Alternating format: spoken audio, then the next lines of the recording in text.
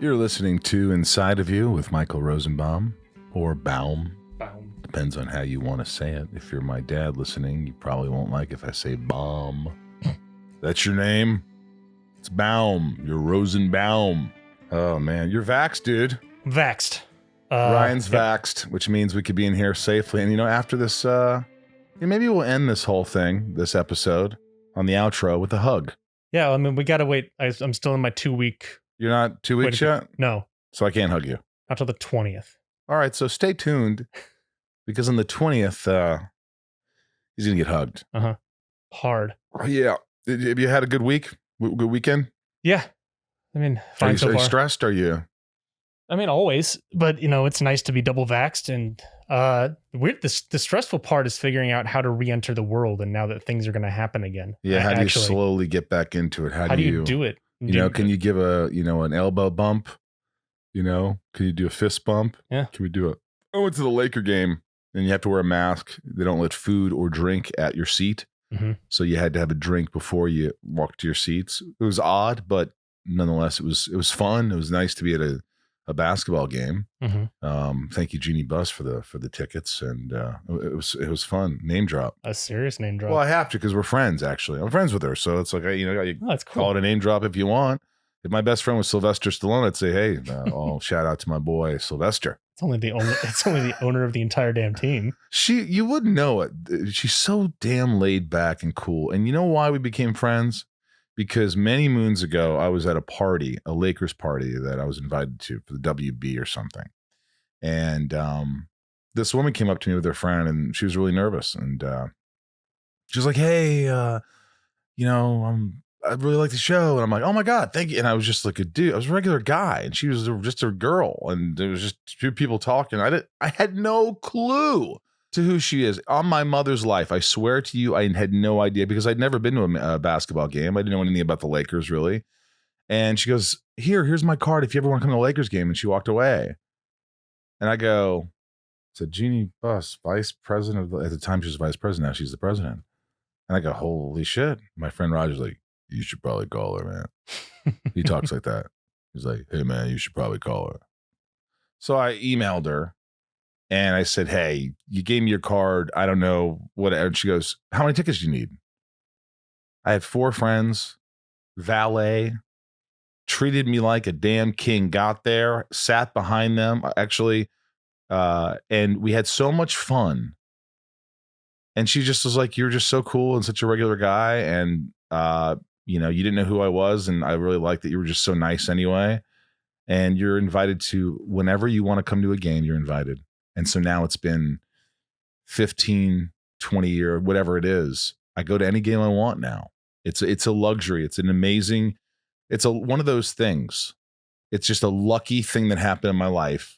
Very grateful. But I remember it was game 7. I go, I'm in town. Good luck tomorrow night. She goes, you're coming, right? And I go, to game 7 of the NBA finals against the Celtics.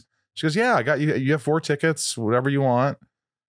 She's amazing. She's just an amazing human being. And she's always been so nice to my friends. And so thank you. So name drop, Thank you for listening to the podcast, everybody. If you want to subscribe, just go to YouTube and type in Inside of You with Michael Rosenbaum, and then subscribe. We also have great clips if you want to watch clips from other episodes or full episodes. I prefer you watch the whole episode. And subscribe, please do. And you could also subscribe on Spotify, Stitcher, Apple, and please write a review. Please subscribe if you're here for the lovely Charisma Carpenter and you dig the podcast. It means a huge amount. I've been doing this podcast for a while. I'm not one of these people who just jumped on the bandwagon and during the pandemic, and God bless him, but I'd really appreciate the subscription. You know what I mean? Also, the socials, Ryan, give them the social media handles. You got at Inside of You Pod on Twitter, at Inside of You Podcast on Instagram and Facebook. There you go. And the band, Sunspin, my band, Sunspin, just go to sunspin.com, and we're playing May 29th, Saturday, May 29th, 2 shows. You can get tickets. Go to sunspin.com. You can also book us for Zooms and book the band. There's tons of merch. If you want any Inside of You swag, go to the Inside of You online store. You can get even Smallville lunchbox or some Lex Luthor autographs, Inside of You hats, shirts, all All that stuff's there. Also, you can join the lovely Patreon. I don't know what I would do without my patrons. And if you don't know what Patreon is, it's pretty amazing. Ask anybody. If you want to subscribe and do a little bit extra for the podcast, you can join. There's different tiers. You get merch from me. You get to ask guest questions. There's bonus episodes. Ryan and I are going to do a bonus episode today. Oh, yay. So just go to patreon.com/inside of you and join, and I will write you a message as soon as I see that you're there. I'll see your message. I'll see that you became a patron, and I will message you back. Today's episode is a good one. Charisma Carpenter. She's lovely. She opens up. She had some thoughts about me before she got to know me, and we talked about that. We talked about her divorce. She was very open, and a little bit about Joss Whedon. Her 13-year-old son, who she loves dearly, but I guess could be a dick. What are you doing, Mom? And I'm like, why don't you look at him and say, what are you doing? I'm 13. 13-year-olds can go at you. They can. They're fearless. What do you do, man? I can't imagine with a 13-year-old go, hey, you better not. What? I don't know, man. That's one age I think about a lot that I do not miss. I do not miss being 13. Yeah, I don't remember what it was like to be 13. I'm sure I was a little dick. My parents were dicks too. It's not a good mix. Me being a dick and their dicks as well. It's a lot of dicks flapping around. A lot of big dicks. I love you guys. I love you listening to the podcast and staying with us and sticking with us and all that jazz. A lot of great stuff coming up. A lot of great guests coming up. Big shout out to Ryan and Bryce. And it's not Westwood One anymore. It's Cumulus. It's Cumulus now. All right. And they're running the show. They're helping us out and giving us a lot of love. So anyway, thanks. Why don't we just jump into it? Let's get inside of Charisma Carpenter. It's my point of view. You're listening to Inside of You with Michael Rosenbaum.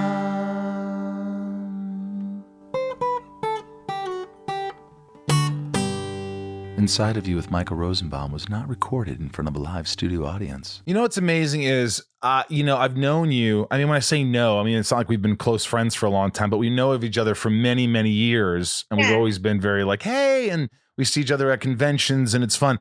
But like you when you start to look someone up and all their stuff and you realize, I don't know this person at all.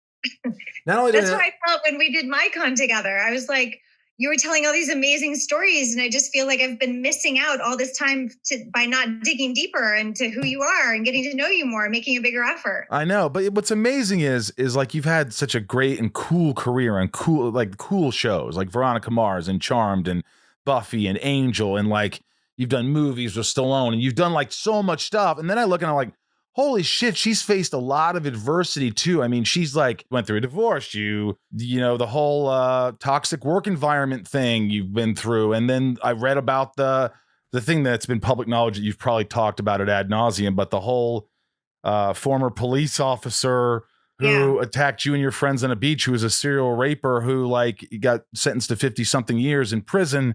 And you kind of closed the case with I didn't know any of this shit. It's a lot. I know. I packed a lot of life in my 50 years. Yeah. Do you feel like now that you've faced all these things, do you feel sort of, empowered in a way? Like I've been through it. I know how to deal with this. I've been through the darkest of times. I can get out of any other dark times you got. Do you feel that way, or do you still get are you still sensitive at all? That's a great question.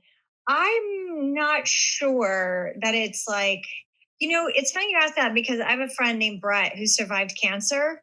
And once he survived cancer, he's just like, I don't sweat the small stuff anymore. Like nothing matters. It is not a big deal. Like there are just no big deals. And for me, I think it's the opposite. I feel like everything's a big deal. I feel like everything is important. I feel people deserve, justice is important. I'm very big on justice. Yeah. And doing the right thing and making the world a little bit of a better place. So I feel it heightened my sense of responsibility to my fellows and to be a good citizen and to do the right thing and to use my platforms in those ways. And to call out bullshit and to call out, it's very difficult. It's got to be hard to be on the internet. And, even like we always... should I not say this? Everybody's sensitive. Should I say this? Is this going to hurt somebody's feelings? Or, and to be brave enough to, do what you did recently, which we could talk about later if you want. But it's just like to use it as a platform to express yourself and help people is a much cooler thing than to just throw out stuff out there and go, oh, look, laugh at me, like me, love me. It's a very delicate situation. Some of that in there too. Yeah, well, you do that. You have a lot of funny stuff. Like I just read one of your tweets about Jeff Goldblum, another cool story, how he called you up for, what was it for? Hideaway. For Hideaway? Yeah, it was a movie way back when. Yeah. Right. And he called you up because he wanted you to audition. So Jeff Goldblum calls you up. Did you know he was going to call you? Did someone say Jeff? I did. So I used to belong to Playhouse West on Lancashire. It's where Robert Carnegie was the acting teacher. That was my formal sort of theater dalliance, or where I learned to act, I guess. And he taught Sanford Meisner technique.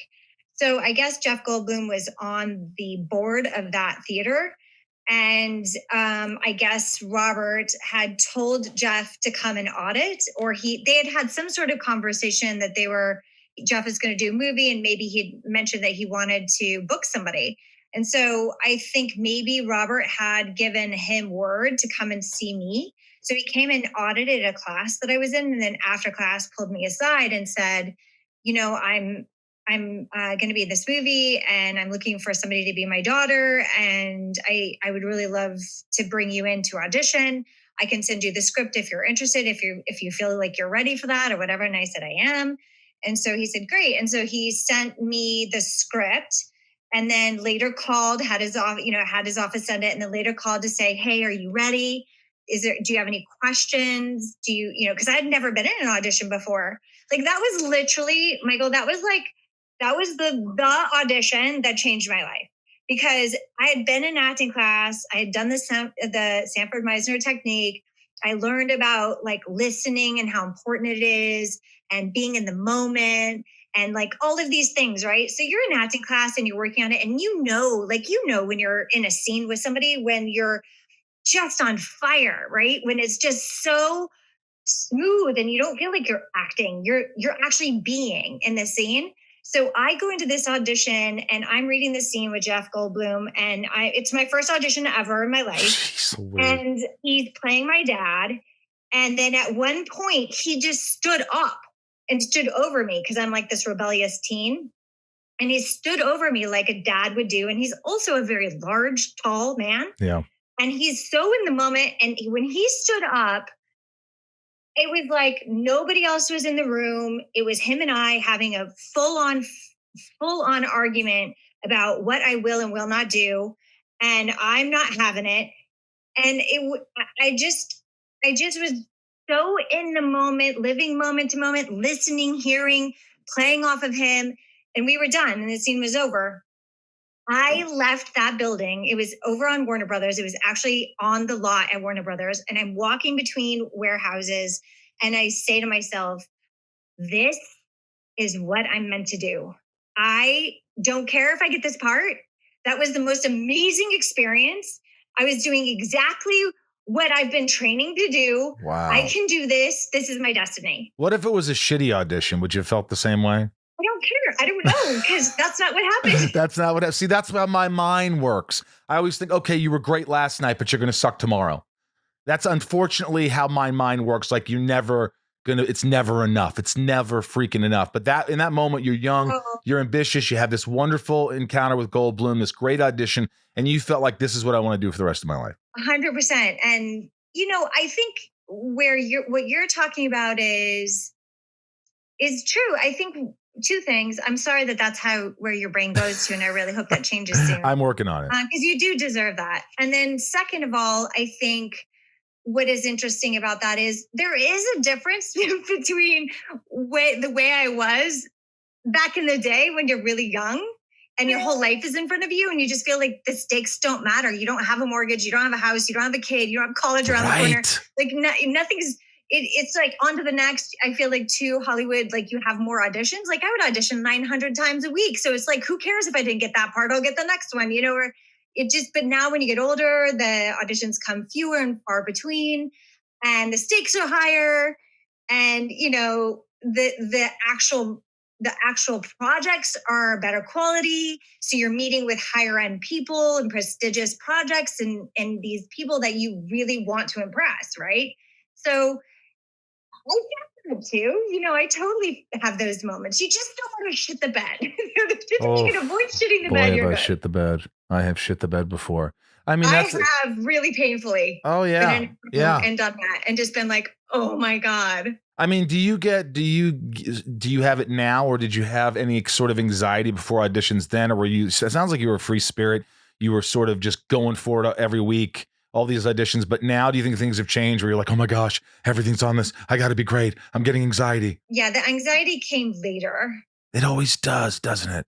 Why? Yeah. After you've had some success, you think, okay, well, why is my anxiety still here? It should be gone because I've dealt with all this stuff. I'm used to it, but you never get used to it. No, I think that's a great question to ask my therapist, but I have an inkling of an idea. And I think it's stakes. It's also if you feel safe on a set or in a scene with somebody, like if they're not a safe person, it's very hard for you. If you don't have chemistry or a genuine need to, my dog wants to be on the lap with us. That's perfectly fine. This is Cristiano Ronaldo. Oh my gosh, Cristiano. Hi, Chris. Very cute. Look at the cute dog. So I think there's how safe you feel. And then I also think, I don't know. I just think it's a myriad of different possibilities. Yeah, I think, definitely when especially on set, when you feel safe and you feel like everybody's got your back, when you feel like the other actor's listening and he's there for you and he wants you to be your best. There's something really nice about that. And it's a deal, but we also have to be able to push through when, say, like, I remember reading a long time ago, and this has always stayed with me. Anne Heche was in some apocalyptic type movie where like a volcano is going off and like it's a very integral scene and they have to get it in one shot and you're in a scene with Harrison Ford. It's like some like massive 6 days, 7 nights. 6 days, 7 nights or something. Maybe it was. And, like the pressure is on to get it in one take. Yeah. You have to also be reliable, and professional enough to overcome your anxiety. And, I'm just basically trying to avoid those situations at every cost. Yeah. You know, what's crazy is like we always have odd jobs. Like I could tell you I worked at a grocery store for years. I could tell you that I worked at a Petland Discounts, cleaning chinchilla shit at 6 a.m. I could tell you that I worked at a go-kart track as a mechanic and a roller rink DJ and all these things. But like, you've done some odd jobs. I mean, now you waited tables, but you worked, I guess, in real estate, right? I was a leasing agent at a place, but that was my least interesting job. I think my best job was I was an aerobics instructor and I worked at a video store. And then I think, do they still have aerobics instructors? Can you call them that? Do you ever hear, oh, you guys want to take aerobics next Tuesday? No, I don't think they have that position anymore. It was at a Family Fitness back in the 90s, or late 80s, it would have been. And then what was it? Oh, I know I am a waitress, but what makes it interesting about when I was a waitress was that it was at my parents' restaurant and my dad fired me. Like, you're bad when your dad fires you. Why did he fire you? Because I wasn't trustworthy enough to work the dinner. So I worked the lunch shift and I had a table of 8 people and a big ass tray with all the food that my dad was in the kitchen for the lunch hour. I guess the chef had called in or whatever. And so he was doing it. He loaded up the tray. I picked up the tray and I went through the kitchen door, which, swings. And just as I was walking out, the swinging door tipped the back of my tray because it was that big. And it was just enough for me to just lose my positioning of the tray. And everything went on the floor, crash. And my dad looked up and he goes, "You're fired." He said you're fired on the spot. Now, did he ever apologize this? Because my father may have said a lot of things and he may have made me feel like crap and dumb and all these things. But did he ever say, "I'm sorry for firing"? It wasn't harsh. It's not as harsh as it sounded. He was frustrated, but it needed to be done. How does it? I mean, there are 3 ways I could think of as an actor that I would say fired, and you're saying it was pleasant. So he didn't obviously go, "You're fired." He said, now let's see if I could sell it, sweetheart. No, there was no sweetheart. Okay, forget the sweetheart. It was sort of like You're fired. Okay, go ahead. Let me see if this works. Okay. You're fired.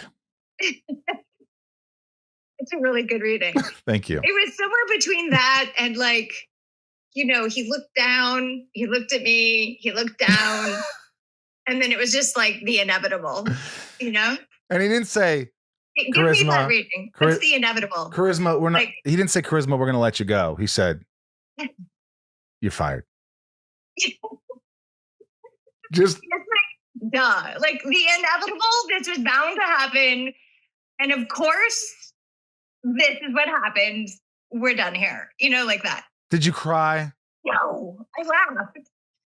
You're like, it was right. He was right. I was relieved. To be honest with you, I was relieved. Oh my God. I can't possibly imagine being, I remember my dad trying to teach me to drive a stick shift. And he's like, no, I told you to put your foot. I go, that's it. Get the fuck out of the car. Get out of the car. He is giving me an anxiety attack full on. He raises his voice at everything in the world. Get your books off the counter. Why are they there? I'm like, oh my God, Chris Farley, take it easy. Just like everything. Kitchen's closed. The kitchen was always closed after dinner. Who does that to a child? Oh my God, I just said that to Donovan the other day. My son came home at like midnight and he wanted me to like reheat him some food. He's like, well, you make it very good. No, the kitchen's closed. If you wanted dinner, you should have been here for dinner time. It's like midnight. No, the kitchen's closed. Oh my God. Well, there you have it. Hey, I still make him the freaking food. What was your childhood? Did you have a happy childhood? Were your parents pretty cool, easygoing besides firing you on the spot? It wasn't that harsh. I know. I think it was like a mixed experience, my childhood. It was a lot of, it was, fun, surrounded by a lot of family, which is, in some instances a good thing, and in other instances, like less so. Mm-hmm. But I do have happy memories for sure. Did they support your acting? Bit chaotic. Your acting? Yeah, they totally. did. 100%, yeah. They were excited to see their daughter as an actress. Yeah. So would they take you to auditions at a young age, or were you old enough at that point? No. I was grown. So I grew up as a performer. I grew up in Vegas, and dancing was my first love. Yeah, you were part of a dance troupe. I was a part of a dance troupe called the Young Entertainers. I was a Tarkanian cheerleader for UNLV basketball team for their, Jerry Tarkanian. Yep. He's a famous basketball coach in Vegas. Yeah. So I cheered for their basketball team. So I was a Tark Sharks. I think I was a Tarkanian dancer. I was in pageants, every pageant you could possibly imagine. And I was in all the talent shows, and I was at San Gennaro Feast. I would perform as an individual, and then I'd also perform with my talent troupe. So performing and acting and all of that was just like a second nature for me. So it just kind of makes sense that acting and performing would continue. So my parents were like, yeah, of course you're going to do that. So you were obviously popular in high school and elsewhere, right? I know it's hard to say yes, because a lot of people that go, I don't want to sound like but I mean, you were a cheerleader, you're a pretty girl, you were talented, you were doing all these things, but see, all that stuff I did it outside of school. So it's kind of like this music theater nerd. I felt like on the inside, internally, I wasn't like the cool girl, but I think, and like my, I think people probably knew who I was. I had an unusual name, and yes, I was a cheerleader, and yes, I was up for homecoming queen, but I wasn't, I don't think I was everybody's favorite, if that makes any sense. I mean, you had a lot of friends. I mean, I liked my friends. I was happy with my friend group. We were dancers, and, one was a, future Dartmouth engineer person, and the other one was danced well enough to be in the American Ballet Theater, and I had a great group, well-rounded people. Now, I mean, I have to ask you about this because it just stunned me when I read it. I talked to you about it before, but the whole thing where you were swimming in San Diego with your buddies and this whole thing happened. I mean, we don't have to go into it that much, but it's something that just doesn't happen to people. And when it does, it's so shocking to everyone else around you. Was it just one of those things where this guy walks up to you and your friends at the beach? What paint the picture here. It's funny that you bring that up, because just yesterday, that guy that was released on parole that beat up that elder woman, the Asian woman. Right. You know, all the Asian hate that's going around.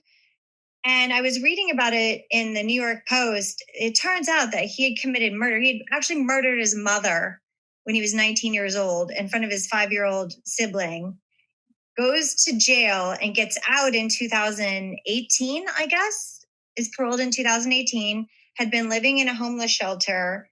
And there's no revisitism. How do you say that? I don't know. You don't ask me about these words, Ryan. What the hell does that mean? Basically, it's about, you know, it's sort of like helping people not repeat the same thing that they did. Oh, yeah. You know, it helps rehabilitate. It kind of bridges the gap between being paroled and your new life and getting reacquainted into society. So there's no revisionism. That's embarrassing, but actually kind of funny too. It's a hard word, and I've never heard of it before. Recidivism? Recidivism? Recidivism. I think it's recidivism. I would look it up, but I had to hold my computer. So anyway, there's no program. But what I was feeling is that, you know, he murdered somebody. Right. And he's not in jail for life. And so I think about that, and I think about like how much work we have to do in that regard, and police reform, and just how unfortunate, like all this is coming up. And I think why this comes up for me too is that the bystanders that were watching what happened to that Asian woman being accosted and assaulted and violently violated on the street, there were 3 people on the inside that were watching it happen, and they didn't intervene. In fact, they closed the door on her.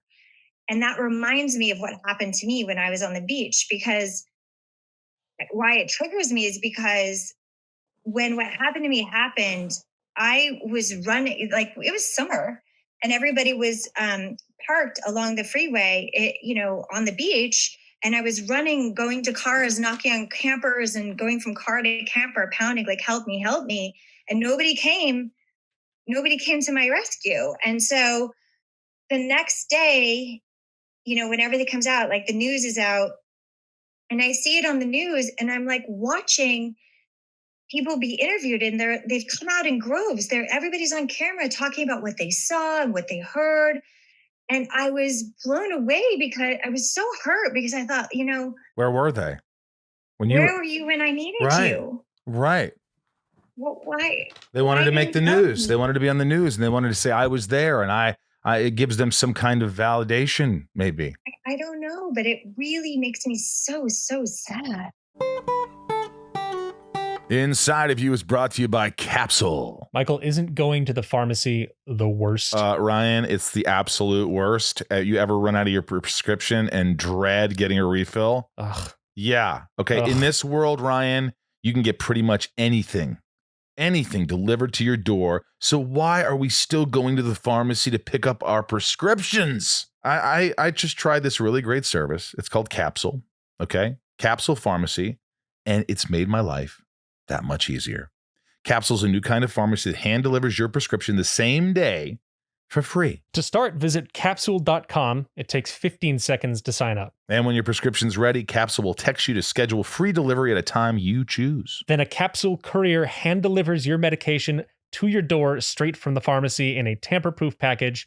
It's totally secure. Yeah, and if you have any questions, you can call, text, or email with an expert pharmacist. It's that simple. No more waiting in line, no more driving to the pharmacy, no more forgetting refills. Best of all, even though it's a way better experience, Capsule doesn't cost any more than your old pharmacy. I should have started with that. Few people think, you know what, I should switch pharmacies. Because who cares, right? That's before trying Capsule Pharmacy. One customer wrote, "You guys are the best. Please walk me down the aisle at my wedding one day." 6,000 5-star reviews. Everyone loves this service because it is so easy. Capsule accepts all major insurance and is currently available in New York City and the surrounding tri-state area. Austin, Boston, Chicago, the Twin Cities, and LA, and other cities are coming very soon. To sign up, it's so easy. Visit capsule.com. Capsule, CAPSULE.com to get your prescription hand-delivered today for free. That's capsule.com. Inside of You is brought to you by the lovely people at BetterHelp. BetterHelp online therapy. In May, it's May's Mental Health Awareness Month, and throughout May, throughout June, Inside of You is proud to join the cause of destigmatizing therapy. How many times have we talked about this on the show to guests or reading copy? It's just something that's so obvious that we're in a new world now, folks. We want to be in a healthier place. We want to be in a healthier world. We want to be around people who can understand us and they don't judge us. If you're struggling with relationships, you're having difficulty sleeping, difficulty meeting your goals, if you're feeling anxious or stressed, BetterHelp counselors can listen and they can help. BetterHelp will assess your needs and match you with your own licensed professional. You can start communicating in under 48 hours. You know, I remember growing up, even talking to my dad, he comes from a different time period where it's like, I don't need therapy. I don't need that. I'm like, are you kidding me? Because you do. I see so many people in the past that are, and now, my dad did go to therapy a little bit and it did help him. And I think it helps everybody. I'm not just speaking for myself. Everybody I've talked to who decides that they need to speak to someone else objectively about issues and their things that they bottle up. You want to come out on top. You want to come, you want to get through things looking forward. You don't want to be looking back. Looking back is depression, folks. That's what they say. What is it? Looking back is depression. Looking too far into the future is anxiety. Look, this isn't a crisis line. It's not self-help. It's professional counseling done securely online. Therapists have a broad range of expertise that may not be locally available in your area. The service is available for clients worldwide. Log into your account anytime. Send a message to your counselor. You can schedule weekly video, phone, or even live chat sessions. I like to see my therapist. You don't have to. You could just use a phone or you could chat with them. BetterHelp is committed to facilitating great therapeutic matches so they make it easy and free to change counselors if needed. It's more affordable than traditional offline counseling, and financial aid is available. Boy, is that true. I'm telling you, you go to a therapist, you're going to spend hundreds of dollars. These guys are a heck of a lot cheaper. So many people have been using BetterHelp that they're recruiting additional counselors in all 50 states. Our listeners get 10% off their first month of online therapy at betterhelp.com/inside. That's betterhelp.com/inside. Let me ask you, so you're doing all this acting, you're doing once you start auditioning and things, what was your first break? What was the first thing that all of a sudden you go, that you get? Well, my first job was Baywatch, and I didn't expect to get it. But that wasn't the breakthrough. The breakthrough was when I realized something was happening was apparently I did Baywatch and it aired. And then a agent named Wendy Green, who I think was at Irv Schechter at the time, she represented young people, called me at my home. I don't know how she got my phone number. I didn't have any idea. Maybe she got it from Jeff Goldblum. No, but that's a good idea. And she called and she said she wanted to represent me. And so I think that was a turning point, Just off Baywatch, she saw you and said, this girl's got something. I guess. And you just did one episode? Yeah. Was it fun being on a set? Did you shoot in Hawaii? Where'd you shoot? No, we didn't. We shot locally, and all my scenes were with Hobie, the young kid. Was he nice? At the time, no. He's nice now. But at the time, no. So what was it? He was cocky. He was like, I'm on Baywatch. Maybe a little bit of that. And I felt he was a little too forward. And it was interesting because I was 24 playing 13. So I was playing 11 years younger than myself. And I think when all of that happened, it made everybody nervous because of the age disparity. And they needed to have an advocate on the set. And I just kind of felt like I needed the advocate. Right. Not him.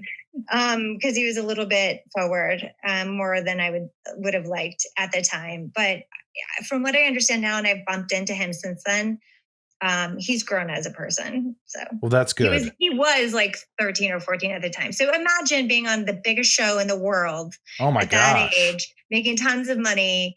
The world is your oyster, and everything that comes through, And he was only 13 or 14 when he's filming this? I think so. I think he was around that age. Oh, yeah. I had no idea. The character Wow. was. I'm so glad that I had no success until I was, mid 20s. Yeah, because even then I just was immature. I just, I didn't grow up till I didn't start puberty till late. I didn't get my first girl till later. I wasn't popular. How old were you when you got your first girl? When your first girlfriend? I think the first time I had sex was maybe when I was 18, but like I was always like, oh, Rosie's so cute and he's so little. And they pinched my cheeks. And I never grew until like after high school. And then I grew to 6 feet tall. But I remember going home crying. I swear to God, this is true. I remember crying, my parents going, Dad, you're 6'5", Mom's 5'7". What kind of drugs did you do? Look at me, I'm fucking short. And I ran up to my room. And I remember them laughing.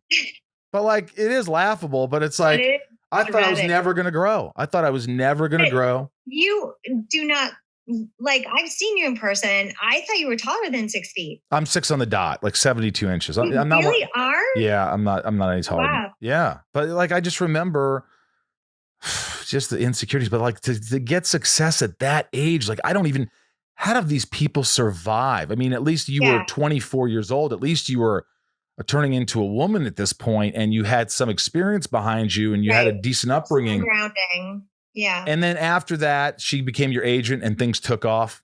Yeah. What was next? What was the big thing? I think the next big thing, the first big thing, my first series was Malibu Shores. Malibu Shores. Now, is it similar to Baywatch? Is it like sort of like a soap opera thing? It was Aaron Spelling, and it was kind of along the lines of a show called Canaan Dune Road that didn't end up going, but it was with Kerry Russell, Tony. Oh my God, I'm speaking on what's his name? Essence Atkins was on it. Randy Spelling was on it. It was a great people to be working with, top of their game kind of people. A lot of them, well, Carrie and Tony, they were on the Disney. They were Disney kids, the Mouseketeer kids, and during that time when like Ryan and Justin and all those people were coming in, Christina. Wow. Did you ever get starstruck? Did you ever on any of these shows? Never. What was the first time you got starstruck? The first one I'll tell you. It was Last Action Hero, the movie, ironically, that Eliza was in as a kid. Wow. And I was a caterer to the movie premiere. And I was catering the food. And then I went on a break and I went around my table, and Arnold Schwarzenegger came towards me to go to the table, I guess, but somebody else had taken over. And I'm faced with him, face to face. I'm looking at him. He's looking at me. I can't speak. He's looking at me, expecting me probably to say something. I don't say anything. And then he turns to his people, because he had like a round of people around him, and says, "Where's the food?" And I was like, I lost it. Now, cut to years later, I'm at the Expendables world premiere at Planet Hollywood in Las Vegas. Arnold and Sly are like best friends. We're backstage about to go into to the main stage, and Arnold's there.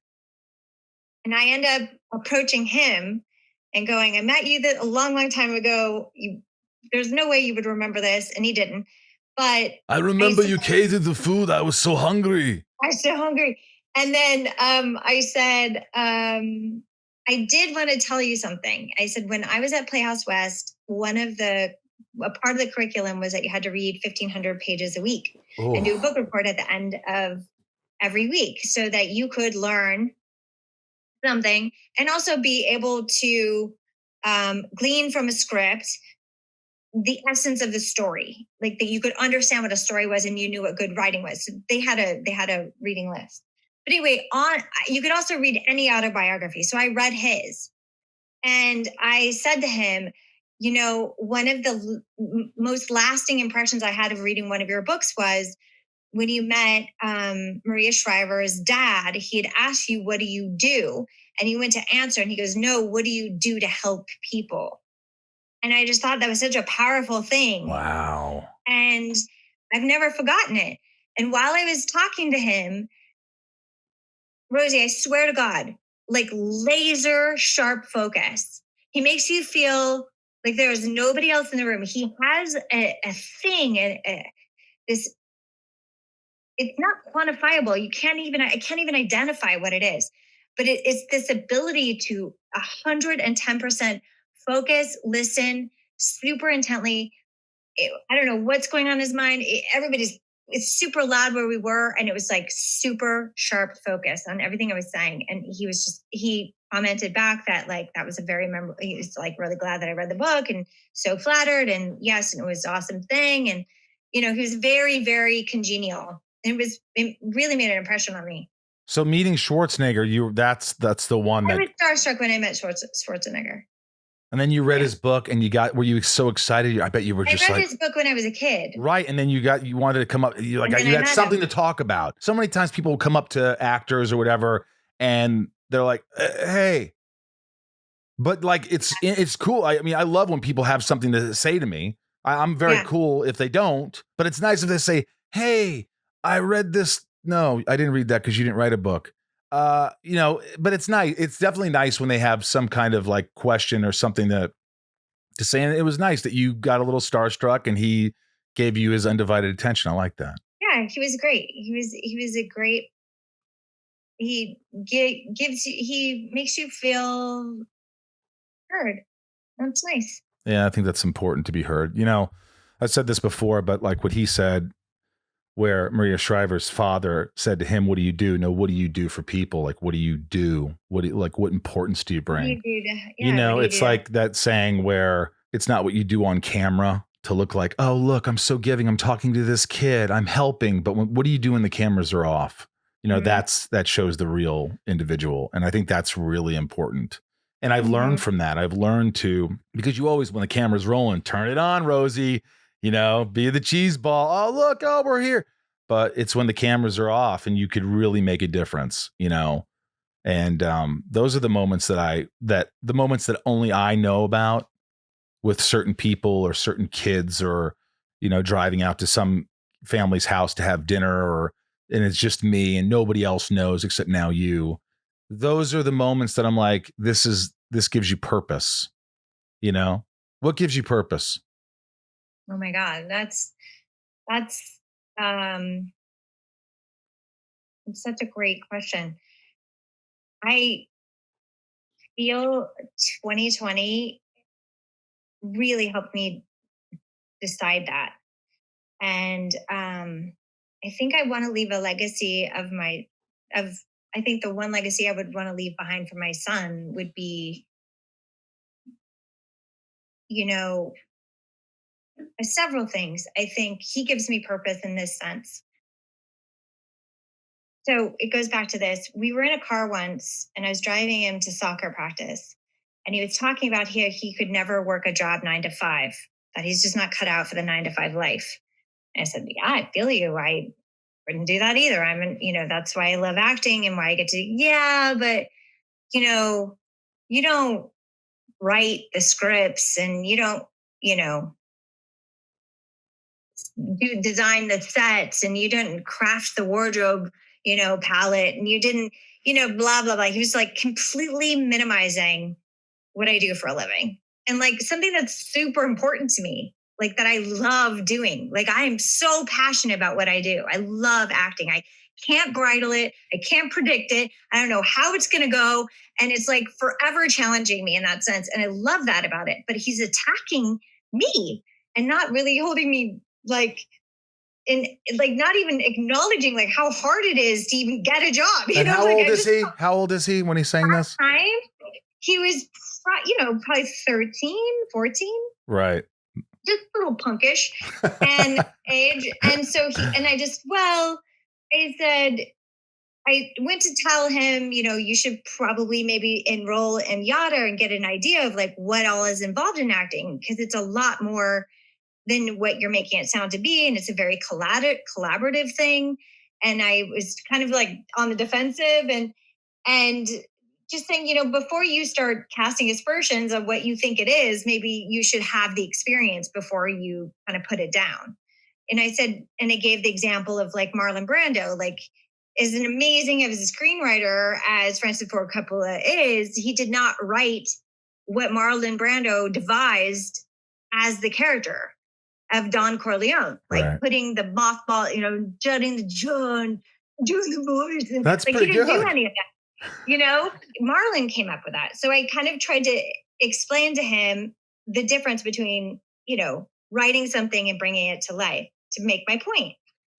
So anyway, that has been a huge driving force in me. So in 2020, I found purpose in,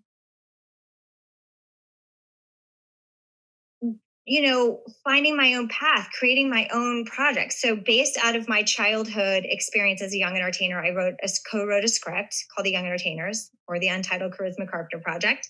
And I also created another project called Karen Gets Canceled, which I made a deck with my co-creator, Dan Merchant, who's worked on like Z Nation and all these great shows. And we're pitching that. We're looking for a a production company to partner with.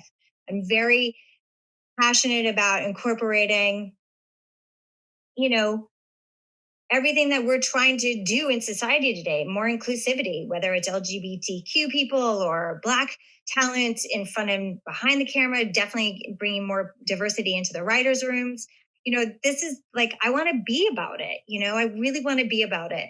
So that gives me purpose. And I created MyCon, as you know, in 2020, which is just sort of like a fan talent connection. I love talking to people. I did it. I love doing it. I love talking to you on it. You're really good at it. You're so good at it. Well, you're so good at this. And I'm a so jabber. like, I love the idea of creating something and a platform for, carefully. I want to curate the group of people, all sci-fi based. I'm not interested in being cameo. I don't want to have YouTubers like Bagel Boss on there where they're like making money on misogyny and creating, a platform where they giving them an avenue to make money on their misogyny. I that doesn't align with me. So that's why MyCon is so important to me. And then also it's an opportunity for me to give back to the two charities I care about, which is in Africa. There's Project Shine, which I care about. There's actually three. I don't give privately to Project Shine, but MyCon is set up where a percentage of all my sales, total sales, I send to the Ronan Thompson Foundation, which is, cancer for kids, pediatric cancer awesome. research. And the other one is called the Thirst Project, which is how I came to go to Africa at all. And that's bringing water around the world. So those are the things that like give me purpose. Inside of You is brought to you by NHTSA. I'm not going very far. I'm in a rush. It's too uncomfortable. Well, sometimes I just forget.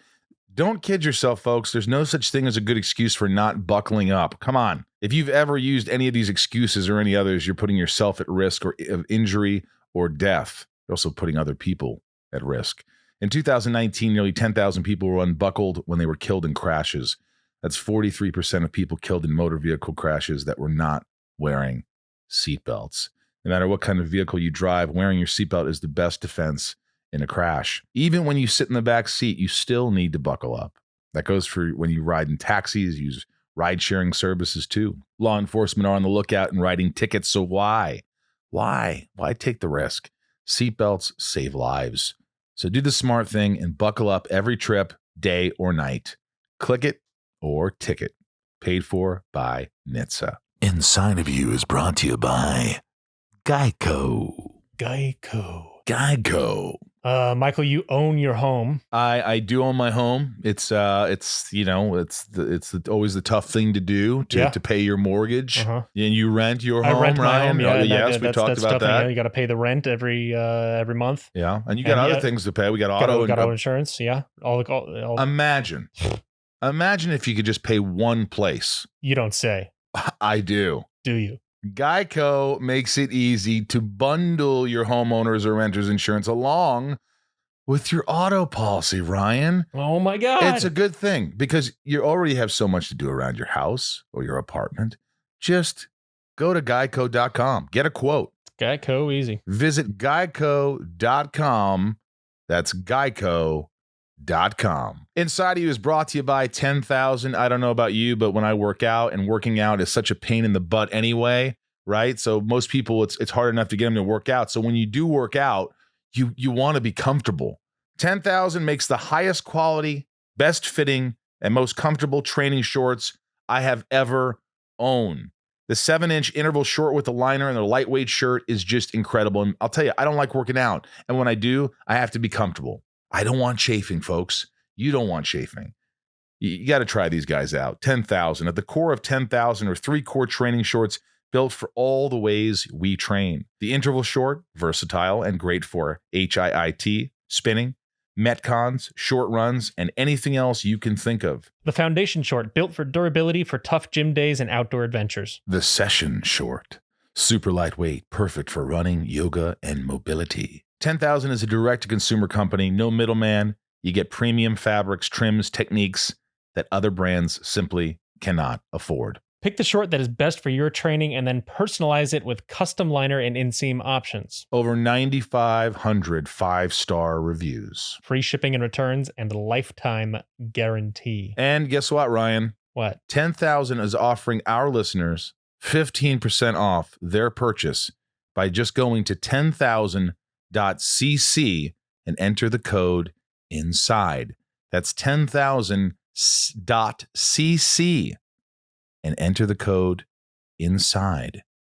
You're going to want to try this product. And you know what? The only thing I could think of was when your 13-year-old young man said that to you. I would have been like, this is the difference between you and I. I would have been like, what are you doing? What have you done? What have you done with your life at 13? Which is a comedy right there. It's like, in his response would be, I'm 13, Mom. Not supposed to. He would have actually said that. That's what he said. I'm not supposed to do anything at 13. Yeah, I'm not supposed to be doing anything at 13. That's true. But some people at 13 are that way. I wasn't that person at 13. Were you? Did you know that you were going to do what you do, make a living, and then turn that into a podcast and have all these wonderful relationships? I never thought I'd be, I don't want to make it sound dramatic, but to say like I had a death wish, but like when I was a kid, I never thought I'd survive past high school. I thought I just am not going to make it through it. And then I was like, I'm not going to make it in the real world. I just don't, I just can't fit in. I'm not smart enough. The way I thought was so toxic. And I just believe that I didn't belong. And it wasn't until, I found acting. Really, I just fell into it where I felt like I had something, like somebody thought I was good at something. And they gave me that attention that I just craved and, needed as a child. And so, I think acting for me, but I did not have a clue to what I was going to do. I honestly thought when I graduated high school, I'll pump gas. My mom knew the guy at the gas station at Shell, and I would work at Wesselman's Grocery sacking bags. Maybe that's it. So I thought my self-narrative was, and by the way, isn't that a pleasant surprise how your life turned out? Like, I love the stories that you were telling on MyCon when you were talking about living with Carrie Fisher at her house and all the people that came through. Yeah. You have a lot of fancy friends. Well, I'm a fancy friend person. I really don't have fancy friends. But as much as I have a lot of celebrity friends and I know a lot of people, I don't hang out with them a lot. My friends are very just not industry. With Kristen Bell and her husband. Well, Dax is a close friend of mine for a long time, but he was nobody when I met him. When we were just we became good friends. But and then Kristen, I ended up doing a movie with her and Dax. But I wasn't. I've never been close with Kristen, but enough to, like, if she saw me, she'd give me a big hug, and But we're not like There's a loose term in Hollywood, and that word is friends. It's very easy to say, oh yeah, I'm friends with so and so, I'm friends with so. No, I'm acquaintances with a lot of people, and I like a lot of people. And doing this podcast, I'm able to actually get to know them more and have some insight. And I think we become better friends, or maybe it's more appropriate after I talk to them with this, long conversation, that maybe it's possible that you could be friends with them, or maybe you are better friends because you know something about them. But I can't say that I'm friends with people that I don't know. If I just see somebody go, I don't even know your last name, or I don't know where you work. I don't know where you grew up. I don't know. These are things that I, and like Ryan's a friend of mine. And I hang out with a group of people that are mostly non-actors. I think I don't feel. I hang out with a lot of actors. I just don't ever feel that. I do have actor friends. I'll go to a Laker game. I'll do these things, but I never felt like I fit in. That's still to this day. I could pretend you wouldn't know.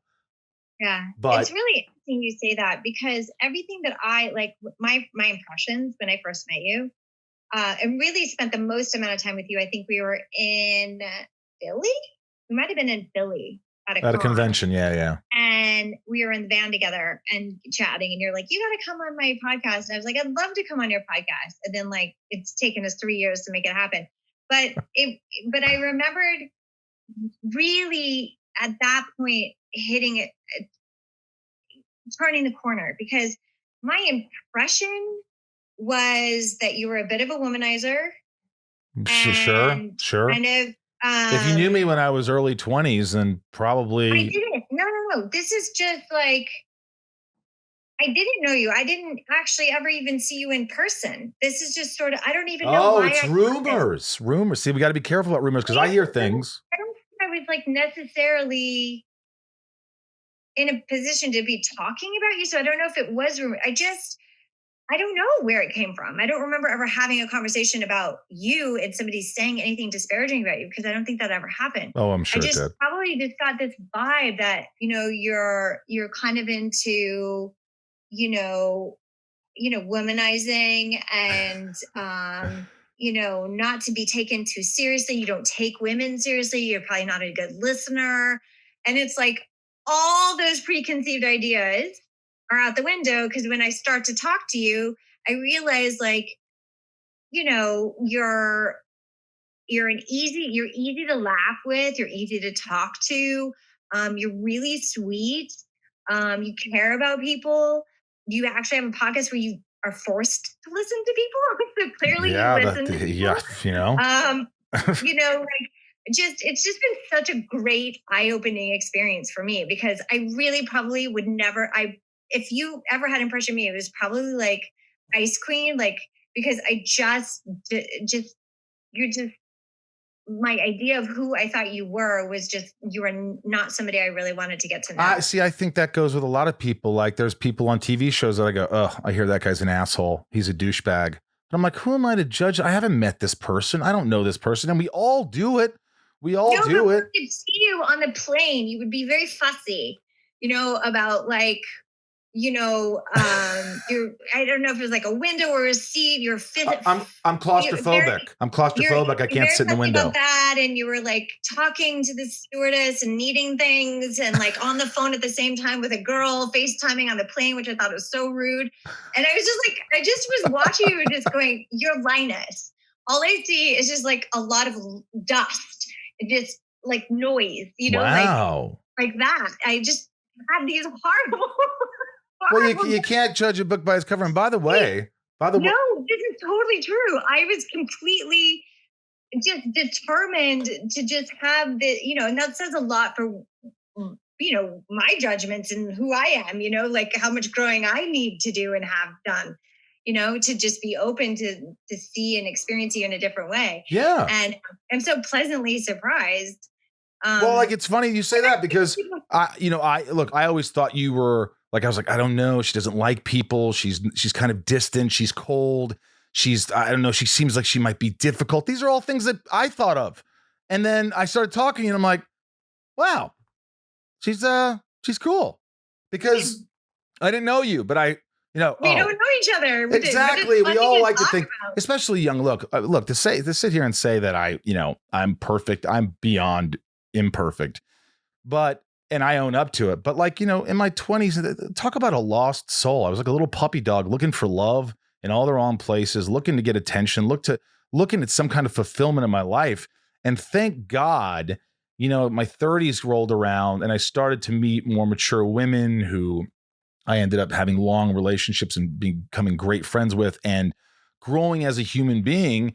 And that's a decision you make. You make that decision to either continue going on in a way that you just seem lost, or you go, I am going to explore who I really am, and no matter how dark and how difficult that is. Not a lot of people like to go there. Nobody wants to go to the dark side. I don't. Nobody wants to do that work. Believe me, I don't. A lot of people, not nobody. Obviously, you do, and I clearly have.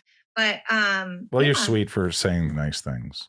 No, I said a lot of things that weren't so nice. Well, but those were a lot about where my head was at. I was very judgy.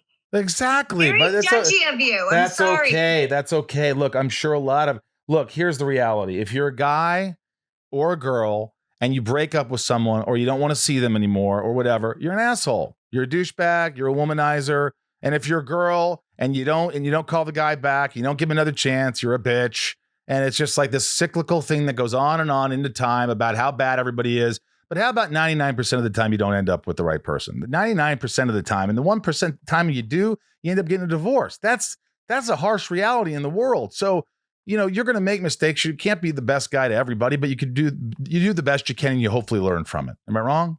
You're not wrong. I mean, I've been married twice and didn't get it right. So you were divorced twice? Mm-hmm. No, you weren't really. Mm-hmm. Well, how much did you learn from that, and how horrible is it to go through a divorce? Or is it the second one easier?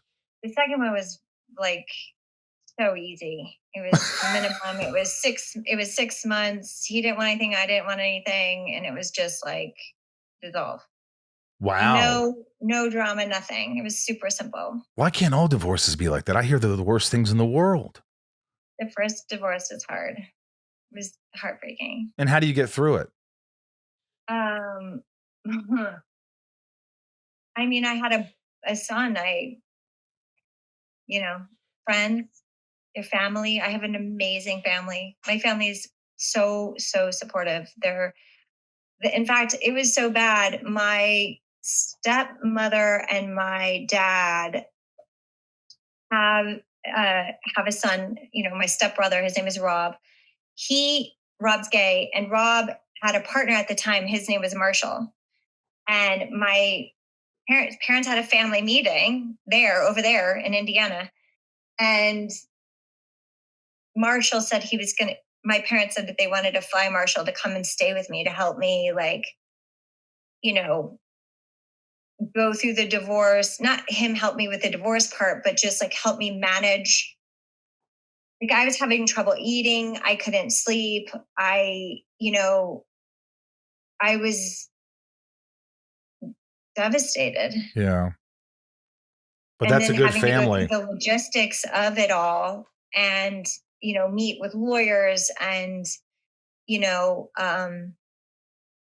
paperwork, and looking at all the things that I had to put on my business hat and kind of put my heart aside and just look at it like that, and then deal with the emotional fallout after.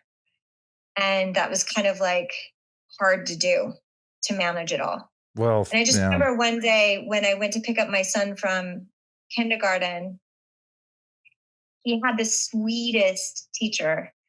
And I went in to see her, and she looked at me, and I don't know why, she just gave me this big hug. And it was I don't know if you can imagine, she was a heavier set woman, and she had an accent, and she was always so sweet. And she just gave me this hug, and she must have intuitively knew to hug me. And I just broke. Because I was staying strong for my son. I didn't want to cry in front of him. I didn't want to and it was my husband at the time was the love of my life at that point. And I just couldn't believe this was happening. And I didn't really have time to deal with it emotionally. And when she hugged me, it was so unexpected, because I'm not a hugger. Unless it's on my terms, unless we have a really close friendship, it wouldn't normally be something that I would want, right, or necessarily want to receive, but you needed it in that time, in that moment. You needed that, and she knew it, and she just held me, and I just. Well, you know what? I think that's the weirdest thing. I try to play it like I don't have emotion sometimes, or I'm not going to let this get to me. And it's the little things that just can trigger an emotion.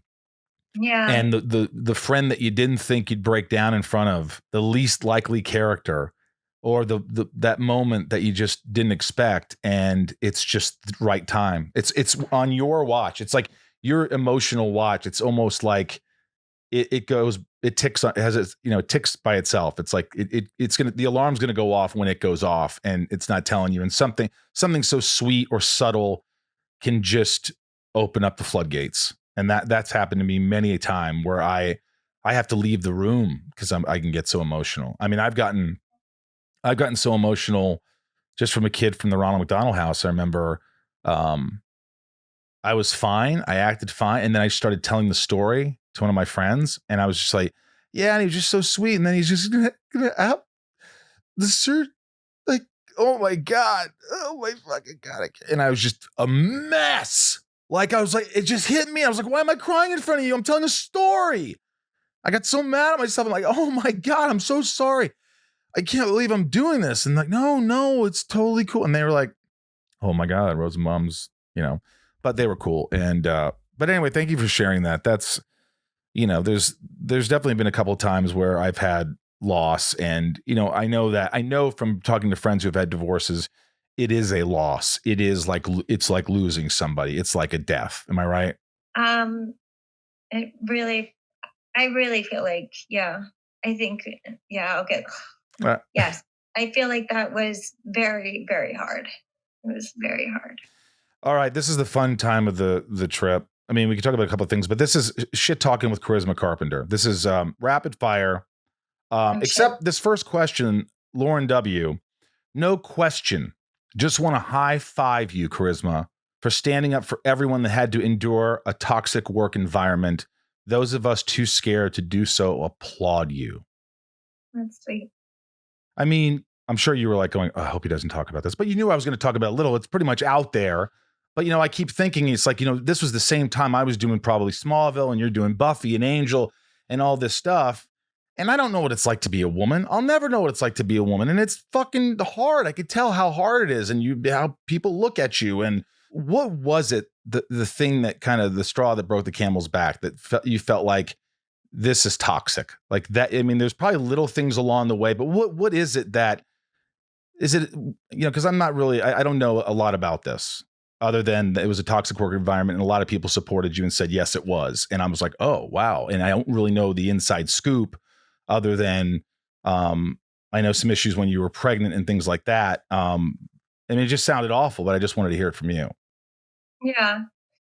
I'm not too keen talking about it because I think honestly, I was really descriptive with my letter for that reason, and so like when it all kind of happened, I was getting a lot of invitations from, like the Today Show or The View or like all these people, Gail King, calling to have a conversation about it. And I really wanted to be clear that this wasn't about publicity. This isn't about a publicity tour to kind of like, share my air my grief, like laundry or whatever, in the sense that it's because people and the world at large, based on my own social media, are cynical of that kind of stuff. They think that that's why you're saying it. They think that that's what's happening. And I think, it's disappointing to hear that that's where the head goes. But I'm sure in some cases that has happened. So it's fair. But I just really feel like I said everything that I needed to say. And it took me 2 weeks to write that letter. And every word choice, I had a typo in there, which still bugs me. But like, what was the typo? You worry about a typo. People don't worry about. You don't know, but like it literally, like I worked so hard editing it, crafting it, saying this, not saying that. What do I want to say? What instances should I choose to say? Like, I really said everything I could have possibly wanted to say on the subject there. And it was very articulate. I mean, it really spoke volumes. And did it feel like it was like an elephant out of the room, like, or, the monkey off your back? Like you felt like once you did it, it felt really just good to get it out there because it's something that had been bottling up for so many years. Actually, it was really stressful. It was really stressful the 2 weeks knowing that it was coming, that I was crafting it. Then when I had to push post, that was really stressful. I thought literally I was going to lose my bowels in my bed. Honestly, I I'm thought I was sure. going to do that in a whole other way. Yeah, yeah. Like quite literally, I had gurglies, and and I think that's kind of like too why I had to do it, because I knew how it made me feel, and I knew I was taking a really big risk by saying this, because I go to cons all the time, and it's a great deal of my income and these days, and I was really putting myself in a position to alienate my fandom and speaking out against the creator of my show, where I go to these conventions and people walk with t-shirts on their backs saying like Joss Whedon is my god. So I was really afraid of insulting them, offending them, alienating them, and I really had no idea that coworkers were gonna, like, I really never imagined Sarah saying anything, or like I was really just as shocked as everybody. Like you just Yeah, said, everybody just your work when your coworkers were saying shit, then you're like, wow, I did not see that.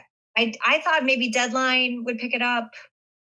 I had no idea. you had no expectations. You just thought, I want to do this because I want to do this. And no, I wanted to do it for Ray. I think it's easier to advocate for other people than for yourself. And I knew certainly 20 years ago that wasn't an option. So well, I when appreciate I it. saw 20 years later that the same person was doing the same things, I had grown. I had met Ray at a con. We became very good friends through a con. And, that's how it all happened, how our conversation kind of started, and how then like 3 months later, last summer said what he said. And then he like mentioned my name on social media. And then I was like really under pressure, and I wanted to do something behind the scenes, in my own time. Yeah. Then when he was let go from the cyborg role, I that was it. I didn't do it. Well, I appreciate. Yeah, and we don't have to talk about it, but it was a good way of talking around it. About, look, you said everything you said in the tweet. If you guys want to read her tweet, it's pretty freaking powerful, and a lot of other actors from the show stepped up and supported her, and I think that's pretty fantastic in its own. This is really quick. Raj, who are some people you felt tried to make the work environment on set a positive experience? Who are some people that you just loved working with? I mean, most people I enjoyed working with. There wasn't like, who I had the most fun with was Nikki, because we had a lot of scenes together as lovers, and he is naturally very funny, and he has a great sense of humor. And so, I had a lot of fun working with him in the early years. Little Lisa, did you take any props or wardrobe from Buffy or Angel? So many. Did you really? I took so many. You're like me. That's what I do. I'm the only one that takes props for my set. Oh, no. I have my chair. You have the chair that you were telling me about. Oh, I have my chair. I have my trophy. I have my burnt high school diploma. I have a lot of clothes. I got rid of a lot of clothes, but I still have my Benetton lime green trench coat that I wore. I have my teddy bear from Bad Eggs. I have just like me. You're just like me. I have every single script with every single note I ever made. In every script, saved in these ink preserving boxes. I save and keep everything. I'm not quite Soleil Moon Frye. Did you see her documentary? No. Very powerful. 90s kid. All right, I'm gonna watch. I was told to watch it. I'm gonna watch it. Very, very powerful. All right. She knew a lot of people. She had a lot of fancy friends too, like you. Oh, stop it. She filmed everything. So like I didn't film anything, but I kept took a lot of pictures. I like that. Because we're kind of like kids in a candy store. It's an exciting thing to do when you're on a set. It's like, I always feel that, and I want to take something home. I want to take a picture. I'm going to remember it. And like other actors are like, no, I don't have pictures. I don't have autographs. I don't have, you look around my house like a museum, like in certain rooms. That's just who I am. I think that's amazing. Yeah. I mean, I don't have it on display, but maybe someday I will. Look, this has been a blast. I've learned so much freaking about you now that I just didn't know. You know, it's like with you, like you were talking about all this stuff and places you've been and people you knew and experiences you had and your insecurities and we could go on about. I thought that you thought that you were this good, you know, and you were out there just like getting the girls and you know. That's not. I mean, it was so sweet to see like how you're like just like me, please. Well, look, it's not like I went out with girls. Look, you're young, you're in Hollywood, you're gonna go out with a lot of girls unless you're an idiot. I mean, and look, not an idiot, but like I'm a lost young guy from Indiana who was the only one to get out and do something, was so immature. And I was just like, oh my God, it's a kid in a candy store. They're giving me free stuff. And there's girls and there's, of course. Did you ever sleep with anybody you worked with on Smallville? Never.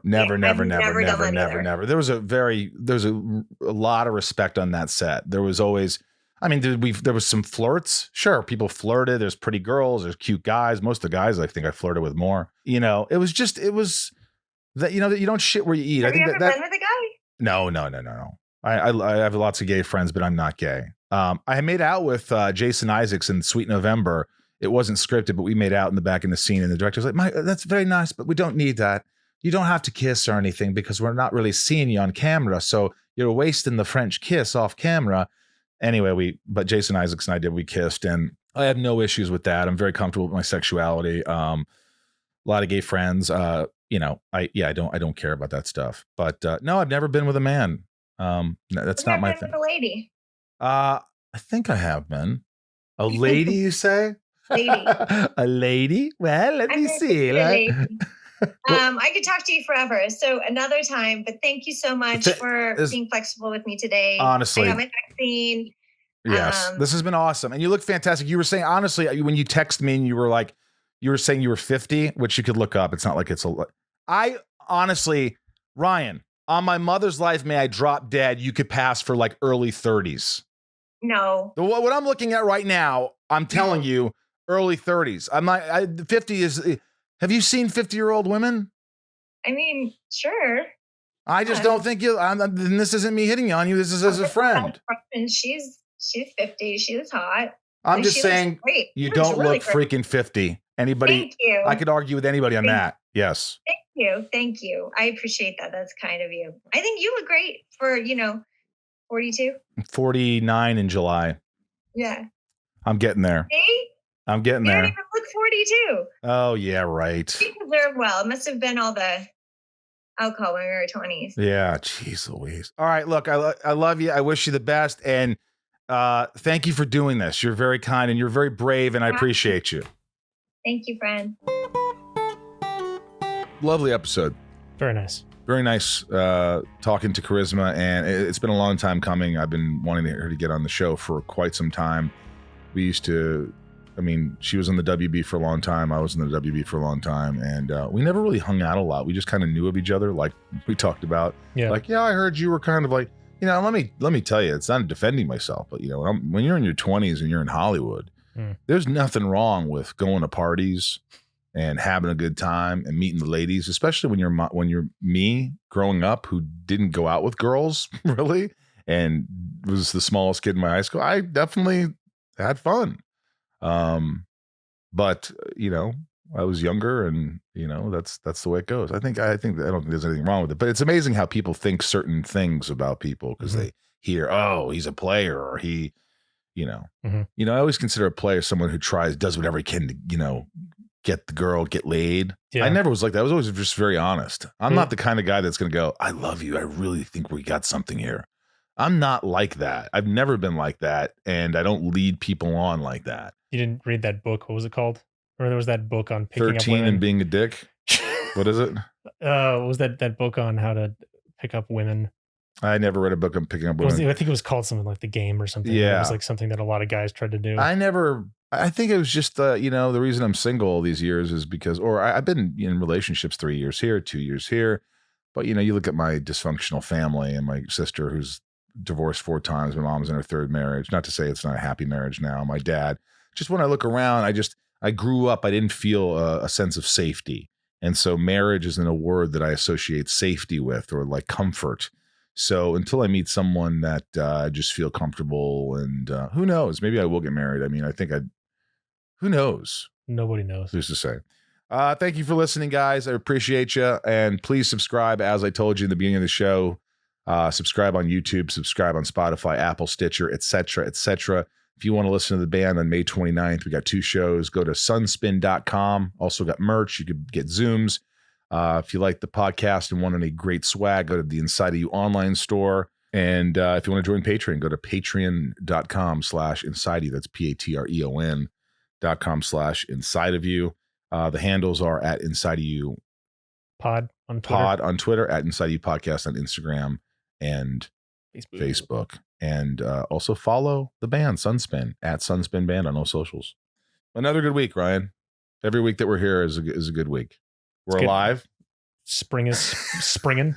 Spring is springing. Spring is springing. I like it. Days are looking nice. Yeah, I've been taking Blanche to the dog park a lot. That's good. She really loves that. It's so fun to see her so happy.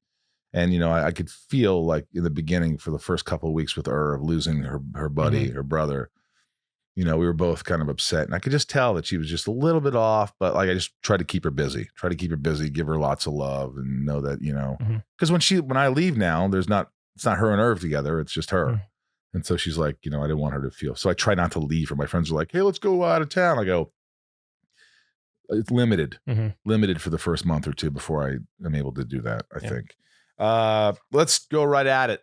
Keep listening. I love you. Here are the big patrons, the top tier patrons who give so much to the podcast. All my patrons do, but these people give a little bit more, and I will give them their shout outs because I love them and they deserve it. Nancy D, Mary B, Leah S, Trisha F, Sarah V, Little Lisa, Yukiko, Jill E, Brian H, Lauren G, Nico P, Robin S, Jerry W, Robert B, Jason W, Apathian, Kristen K, not to be confused with Kristen Crook, Amelia O, Allison Hell. Yes, man, you baffle me. I know you look at these, but I can't do all these last names. Lucas M, Raj C, Joshua D, Emily S, CJP, Samantha M, Jennifer N, Jackie P, Stacy L, Carly H, Carly S, Jen S, Jamal F, Janelle B, Carrie B, Tabitha 272, not to be confused with Tabitha 273, Ashley Ryan, Kimberly E, Mike E, Marissa Naniarello, Ed Sullivan, El Don Supremo, Dan 99 more,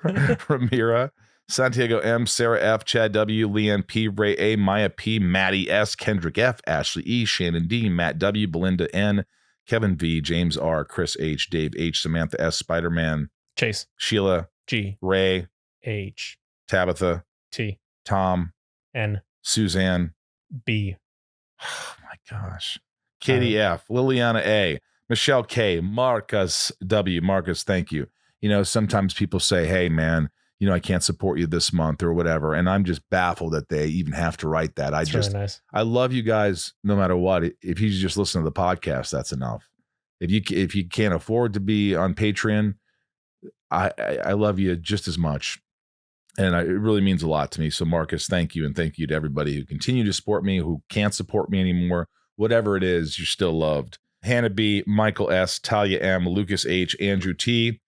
And this is the last list right here. We got Betsy D, Claire M, Liz J, Laura L, Chad L, Rochelle, Nathan E, Brandel, Taylor K, Neil A. There's a cuckoo clock. Did you hear that, Neil? That's for you. Marion, Meg K, Janelle P, Trev L. It's actually Trav L. Travel. Dan N, Jennifer J, Wayne M, Diane R O, Jetta, Lorraine G, Olga C, Corey M, Carrie H, Veronica K, Big Stevie W, Kendall T, Lindsay M, Carol D, Katie G, Sandy B, Angel M, Eric C, Rhiannon C, Stephen M, Corey K, Super Sam, Emily K, Sherry S, Coleman G, Michelle A, Riley J, and Liz L. You guys are all rock stars. I appreciate the hell out of you. Thanks for listening today. Please listen tomorrow and every other day. I really appreciate it. And I wish you nothing but health and happiness, and be good to one another. Be good to yourself, most importantly. Get therapy if you need it. Like I said, you know I do. So that's that from Michael Rosenbaum here. And Ryan Tay is over here. in the hills of Hollywood, California. California. Ryan, look at the camera up there. Give a little wave. We love you. Thank you, each and every one of you, for allowing me to be inside of you all these times and continue listening to the show and make me happy. All right. I'll see you around.